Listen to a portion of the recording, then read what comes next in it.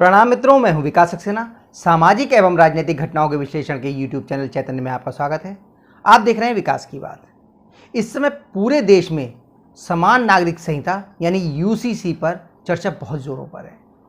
तमाम राजनीतिक दल इस मुद्दे पर या तो उसके समर्थन में या इसके विरोध में खड़े हो गए हैं, लेकिन देश के सबसे पुराने राजनीतिक दल कांग्रेस ने अभी तक इस पर अपना मत स्पष्ट नहीं किया है।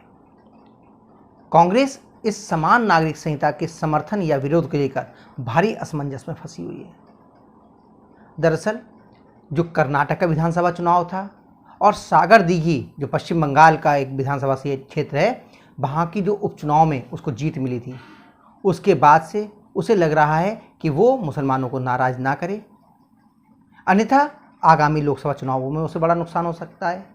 लेकिन इसके विपरीत राजस्थान, मध्य प्रदेश और छत्तीसगढ़, जहां अपेक्षाकृत कुछ कम मुस्लिम वोट हैं, वहां के जो कांग्रेसी नेता हैं, जैसे मध्य प्रदेश में कमलनाथ जी हो गए, राजस्थान में अशोक गहलोत हो गए, ये सॉफ्ट हिंदुत्व के नाते उसका रास्ता पकड़ के इस चुनावी वैतरणी को पार करना चाह रहे हैं। इन तीनों राज्यों में विधानसभा चुनावों के लिए 6 महीने से भी कम का समय बचा है। जो मध्य प्रदेश में कांग्रेस के नेता हैं कमलनाथ, उनका तो अगर आप सोशल मीडिया अकाउंट देखें, उनके फोटोग्राफ्स देखें जो आ रहे हैं, तो लग रहा है सबसे बड़े हिंदूवादी नेता तो मध्य प्रदेश के कमलनाथ जी हैं। हालांकि पिछले साल जब विधानसभा चुनाव हुए थे तो इन्हीं कमलनाथ जी का एक वीडियो वायरल हो रहा था, जिसमें वो मुस्लिम नेताओं के साथ बैठकर ये कह रहे हैं कि जिन जिन बूथों पर मुस्लिम वोट ज़्यादा हैं वहाँ पर 90% से कम वोट नहीं होना चाहिए, मतदान नहीं होना चाहिए, अन्यथा हमें बहुत बड़ा नुकसान हो जाएगा। लेकिन अब यही कमलनाथ खुद को सबसे बड़ा हिंदू साबित करने की कोशिश में लगे हुए हैं। अभी जब मध्य प्रदेश में ही प्रियंका गांधी ने चुनावी दौरे शुरू किए थे तो उन्होंने बाकायदा नर्मदा आरती की, नर्मदा नदी की पूजा की।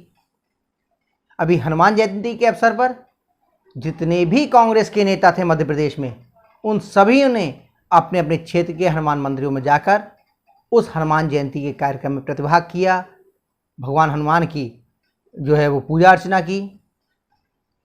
अब अपनी चुनावी सभाओं में कमलनाथ बहुत जोरों से जय हनुमान, जय सिया राम के नारे लगा रहे हैं। इन तमाम चीज़ों को देख के लग रहा है कि इस बार का जो विधानसभा चुनाव होगा वो कमलनाथ हिंदुत्व की पिच पर खेलेंगे। इसी तर्ज पर जो राजस्थान के मुख्यमंत्री हैं वो भी अब सॉफ्ट हिंदुत्व का रास्ता पकड़ने लगे हैं। पूरे राजस्थान में भगवान श्री राम के पुत्र लव और कुश के नाम पर वाटिकाएं बनाई जाएंगी। इन लवकुश वाटिकाओं पर 66 करोड़ रुपया खर्च होगा। अभी हाल ही में उन्होंने श्री कृष्ण बोर्ड बनाने की भी घोषणा की है।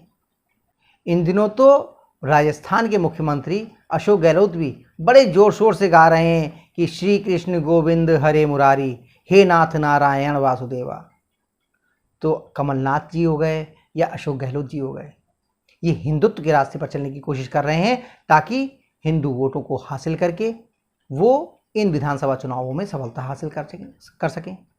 लेकिन कांग्रेस का नेतृत्व की आप समझिए, राष्ट्रीय नेतृत्व की स्थिति कि कर्नाटक में जिस तरह से उन्होंने हिजाब पर समर्थन दिया कि मुस्लिम बालिकाओं को कक्षाओं में भी हिजाब पहनने की अनुमति दे दी जाएगी, इस तरह का भरोसा उन्होंने मुस्लिम नेताओं को दिया। मुस्लिमों को रिझाने के लिए उन्होंने यहाँ तक कहा कि जो राष्ट्रद्रोही संगठन है पीएफआई, उसी की तर्ज पर बजरंग दल जैसे संगठनों पर भी प्रतिबंध लगा दिया जाएगा। धोखे से धर्मांतरण करने की जो कोशिशें होती हैं उसके खिलाफ जो भारतीय जनता पार्टी धर्मांतरण विरोधी कानून लाई थी, उसे वापस लाने का ऐलान कर चुकी है कांग्रेस। ये भरोसा उन्होंने विधानसभा चुनाव के दौरान दिया था। भारतीय जनता पार्टी ने जिस तरह से मुस्लिम आरक्षण को कर्नाटक में खत्म कर दिया था, कांग्रेस ने यह भी भरोसा दिया था कि इस मुस्लिम आरक्षण को वो चुनाव जीतने के बाद पुनः लागू कर देगी।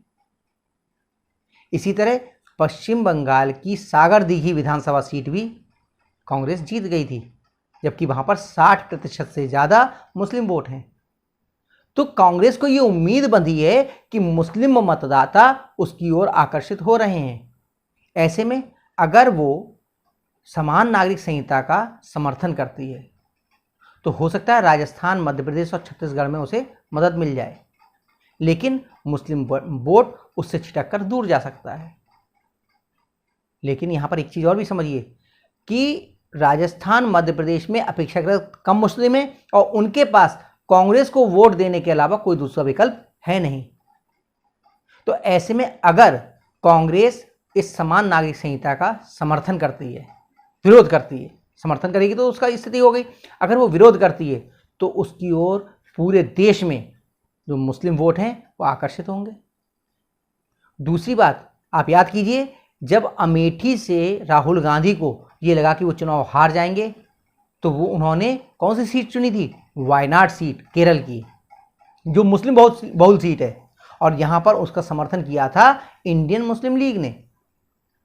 उन मुस्लिम मतदाताओं के दम पर ही वो वायनाड की सीट जीत सके थे। इसलिए अभी आपको याद होगा जब अमेरिका यात्रा पर थे तो राहुल गांधी ने इंडियन मुस्लिम लीग को सेकुलर यानी धर्मनिरपेक्ष पार्टी भी बता दिया था। अभी आपको एक चीज़ और याद होगी कि कांग्रेस में अंदर इस मामले को लेकर बहुत ज़्यादा मतभेद हैं।